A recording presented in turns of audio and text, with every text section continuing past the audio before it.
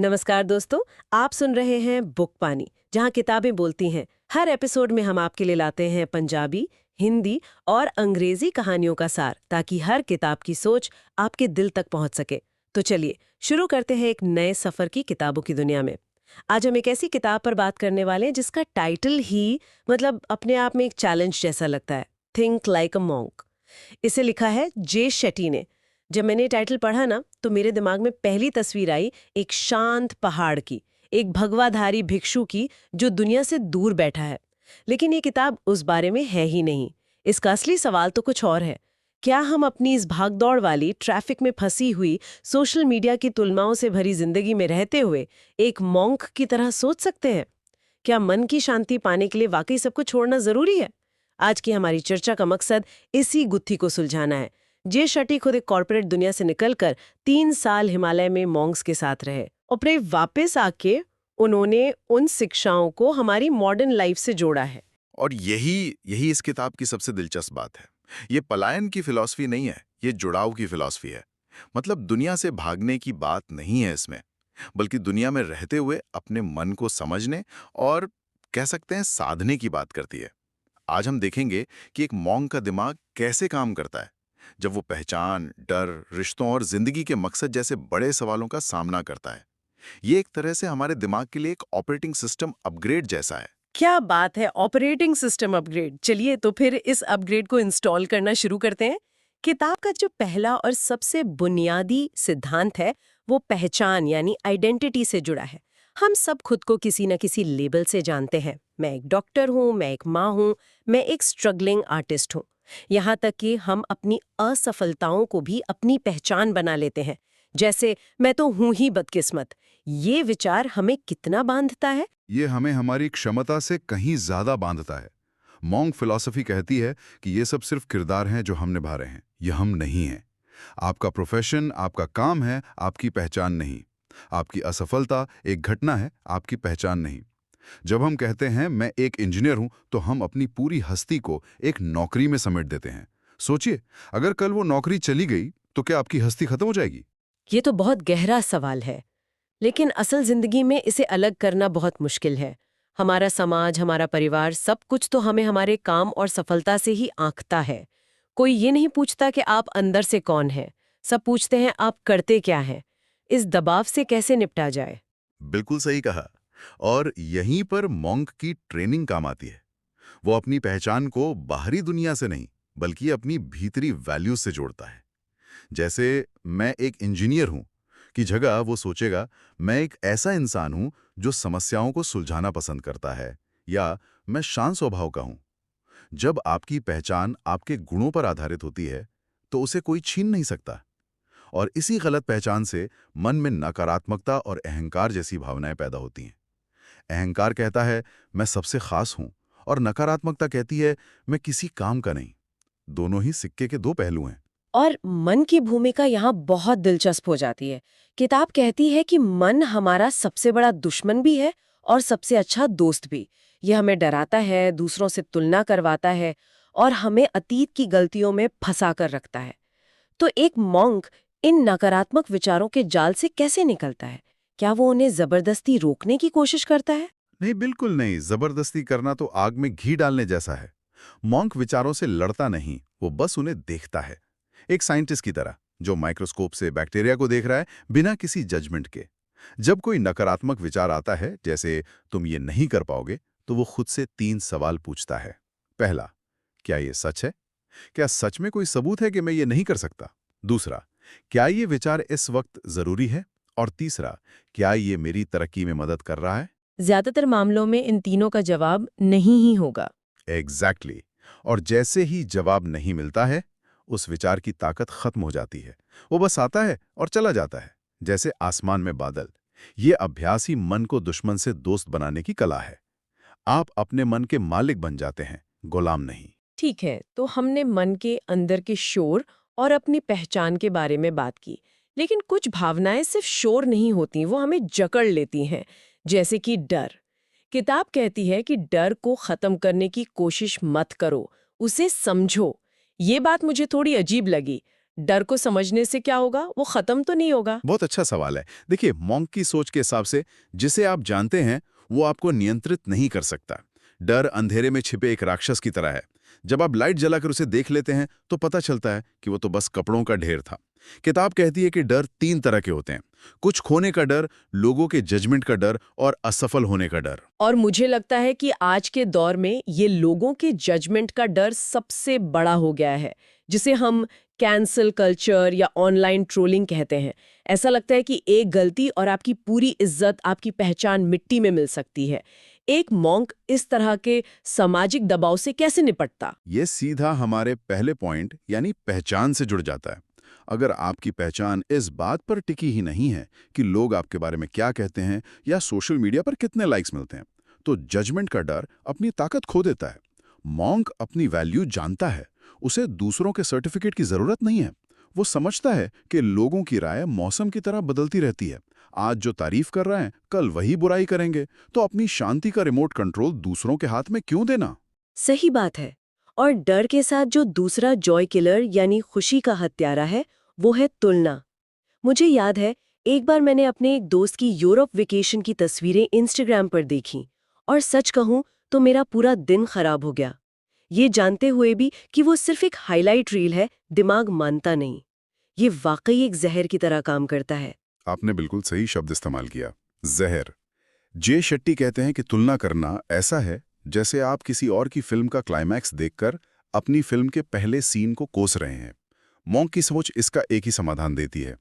हर किसी की यात्रा अलग है, हर किसी का रास्ता अलग है और हर किसी का समय भी अलग है। जब हम दूसरों से तुलना करते हैं तो हम अपने पास जो कुछ है उसकी सराहना करना भूल जाते हैं। इसका सबसे शक्तिशाली उपाय है ग्रैटिट्यूड यानी आभार का अभ्यास करना। रोज रात को सोने से पहले सिर्फ 3 ऐसी चीजों के बारे में सोचना जिनके लिए आप शुक्रगुजार हैं। ये धीरे धीरे आपके दिमाग की वायरिंग बदल देता है। तो जब हम डर और तुलना जैसी मानसिक बाधाओं को पार कर लेते हैं, तो मन में एक खाली जगह बनती है। अब सवाल यह है कि उस खाली जगह को भरें किस चीज से? किताब कहती है कि मॉन्क का जीवन प्रेशर ड्रिवन नहीं बल्कि पर्पस ड्रिवन यानी उद्देश्य चालित होता है। लेकिन अपना उद्देश्य खोजो, ये सुनने में इतना बड़ा और डरावना लगता है। कोई अपना उद्देश्य कैसे खोजे? ये वाकई एक बड़ा सवाल है और किताब इसका बहुत प्रैक्टिकल जवाब देती है। वो कहती है कि उद्देश्य कोई ऐसी चीज नहीं जो आपको किसी पहाड़ की चोटी पर मिलेगी। वो आपके अंदर ही छिपा है। इसे खोजने के लिए खुद से 3 सवाल पूछने होंगे। पहला, मैं किस काम में अच्छा हूं और मुझे क्या करना पसंद है? ये आपकी पैशन और स्किल का मेल है। दूसरा, दुनिया को इस वक्त किस चीज की जरूरत है? और तीसरा, मैं दूसरों की सेवा कैसे कर सकता हूं? यानी आपका पैशन, आपकी काबिलियत और दुनिया की जरूरत, जब ये तीनों चीजें एक जगह मिलती हैं तो वही आपका उद्देश्य है। बिल्कुल। और उद्देश्य का मतलब हमेशा कुछ बहुत बड़ा करना नहीं होता। एक अच्छा टीचर बनना, एक अच्छा पेरेंट बनना या अपने काम से किसी एक इंसान की भी जिंदगी में पॉजिटिव बदलाव लाना, ये भी एक बहुत बड़ा उद्देश्य है। उद्देश्य मिलने के बाद जिंदगी आसान नहीं होती, पर वो सार्थक यानी मीनिंगफुल जरूर हो जाती है। उद्देश्य तो मिल गया, मान लीजिए, लेकिन उस पर टिके कैसे रहें? हम सब जानते हैं कि मोटिवेशन तो सुबह की चाय की तरह है, थोड़ी देर असर रहता है फिर खत्म। आज जोश है, कल नहीं। और यहीं पर मॉन्क का सबसे शक्तिशाली हथियार काम आता है, अनुशासन यानी डिसिप्लिन। एक मॉन्क मोटिवेशन पर निर्भर नहीं करता, वो अनुशासन पर निर्भर करता है। अनुशासन रोज की चीज है, जबकि मोटिवेशन मेहमान की तरह आता जाता रहता है। किताब कहती है कि अनुशासन को एक सजा की तरह नहीं बल्कि आजादी की तरह दिखना चाहिए। एक साधारण रूटीन जैसे सुबह जल्दी उठना, ध्यान करना और कुछ अच्छा पढ़ना, ये आपको बांधता नहीं बल्कि दिन के छोटे मोटे फालतू फैसलों से आजाद करता है। अच्छा, मतलब अगर सुबह उठने और एक्सरसाइज करने का फैसला पहले से तय है, तो मन के पास सुबह उठकर ये बहस करने की गुंजाइश ही नहीं बचती कि आज जाऊं या नहीं। एग्जैक्टली। आपने डिसीजन फटीग को खत्म कर दिया। और इसी अनुशासन का एक अहम हिस्सा है ध्यान यानी मेडिटेशन। ज्यादातर लोग सोचते हैं कि ध्यान का मतलब है विचारों को रोकना या मन को खाली करना, जो कि नामुमकिन है। ध्यान का असली मतलब है अपने विचारों को बिना जज किए बस देखना। इससे चिंता कम होती है और मन में स्पष्टता यानी क्लैरिटी बढ़ती है। ठीक है, तो ये सारा काम खुद पर हो गया, पहचान, डर, उद्देश्य, अनुशासन। लेकिन हम अकेले तो नहीं रहते। हम एक समाज में रहते हैं, रिश्तों में रहते हैं। ये सारी आंतरिक शांति का असली टेस्ट तो तब होता है जब हम दूसरों से डील करते हैं। किताब में अटैचमेंट और प्यार के बीच एक बहुत सुंदर फर्क बताया गया है। हाँ, और ये समझना बहुत जरूरी है। जय शेट्टी कहते हैं कि अटैचमेंट यानी लगाव डर से पैदा होता है। किसी को खोने का डर, अकेले रह जाने का डर। अटैचमेंट कहता है मुझे तुम्हारी जरूरत है ताकि मैं खुश रह सकूं, जबकि प्यार स्वतंत्रता से पैदा होता है। प्यार कहता है मैं तुम्हारे साथ रहना चाहता हूं ताकि तुम और खुश रह सको। एक मिनट, या मुझे एक सवाल है। क्या अपने परिवार से या अपने बच्चों से अटैच होना एक स्वाभाविक और मानवीय भावना नहीं है? क्या मॉन्क बनने का मतलब भावनाओं को खत्म कर देना है? नहीं, बिल्कुल भी नहीं। ये भावनाओं को खत्म करना नहीं, उन्हें शुद्ध करना है।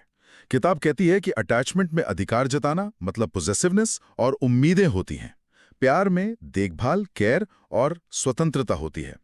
एक मॉन्क भी प्यार करता है, लेकिन उसका प्यार किसी को बांटता नहीं, आजाद करता है। एक स्वस्थ रिश्ता वो है जो आपको सहारा दे, लेकिन साथ ही आपको आगे बढ़ने के लिए स्पेस भी दे। और रिश्तों से भी आगे बढ़कर मॉन्क का अंतिम लक्ष्य सेवा बताया गया है। किताब में एक लाइन है, When you live to serve, life serves you back। यानी जब आप सेवा के लिए जीते हैं तो जीवन आपकी सेवा करता है। इसका क्या मतलब है? इसका मतलब है कि जब हम मैं और मेरा की छोटी सी दुनिया से बाहर निकलकर दूसरों के लिए कुछ करते हैं तो हमें असली सार्थकता और खुशी मिलती है। सेवा अहंकार को खत्म करने का सबसे शक्तिशाली तरीका है। और सेवा का मतलब सिर्फ पैसे दान करना नहीं है। किसी की बात ध्यान से सुन लेना भी सेवा है, किसी को अपना समय देना भी सेवा है। जब आप बिना किसी उम्मीद के देते हैं तो यूनिवर्स आपको किसी न किसी रूप में वापस जरूर देता है। और शायद इसी से जुड़ा हुआ आखिरी सिद्धांत है जाने देना, यानी लेटिंग गो। हाँ एक मंक ये जानता है कि कुछ भी स्थायी नहीं है। हाँ, सब कुछ बदलेगा। लोग, हालात, सफलता, असफलता, सब कुछ। जो हम इस सच को स्वीकार कर लेते हैं और चीजों को, लोगों को और पुरानी यादों को पकड़ के रखना छोड़ देते हैं तो हमारा दर्द कम होता है और मन में शांति बढ़ती है। लेटिंग गो का मतलब हार मानना नहीं है, बल्कि ये समझना है कि कुछ चीजें हमारे कंट्रोल में नहीं हैं और उन्हें वैसे ही स्वीकार कर लेना बुद्धिमानी है। तो इन सारी बातों का निचोड़ क्या है? अगर किसी को इस पूरी चर्चा से सिर्फ एक चीज याद रखनी हो तो वो क्या होगी? वो एक चीज ये होगी कि थिंक लाइक अ मॉन्क का मतलब दुनिया छोड़ना नहीं, बल्कि दुनिया में जीने का तरीका बदलना है। संक्षिप्त में कहें तो ये किताब हमें 3 मुख्य बातें सिखाती है। पहली, शांति बाहर नहीं, हमारे अंदर ही है, हमें उसे खोजना है। दूसरी, मन की स्पष्टता यानी क्लैरिटी सिर्फ ज्यादा सोचने से नहीं, बल्कि सही आदतें बनाने और अनुशासन से आती है। और तीसरी, असली खुशी ज्यादा पाने में नहीं, बल्कि जो है उसी में संतुष्ट रहने में, यानी सादगी में है। ये चर्चा इस खूबसूरत विचार के साथ समाप्त होती है कि हमारे अंदर शांति और स्पष्टता पाने की शक्ति हमेशा मौजूद है। ये किताब उन औजारों को इस्तेमाल करने की एक प्रैक्टिकल गाइड है। और सुनने वालों के लिए एक सवाल छोड़ जाते हैं। सोचिए, अगर आपका मन एक बगीचा है तो आज आप उसमें से कौन सा एक खरपतवार, कोई एक नकारात्मक विचार, कोई डर या कोई पुरानी आदत उखाड़कर फेंकना चाहेंगे ताकि शांति का फूल खिल सके? अगर आपको हमारी ये कहानी पसंद आई हो तो लाइक, शेयर और सब्सक्राइब करना मत भूलिए। कमेंट में जरूर बताइए कि अगली बार आप कौन सी किताब की समरी सुनना चाहेंगे। बुक बानी, जहां हर किताब बोलती है।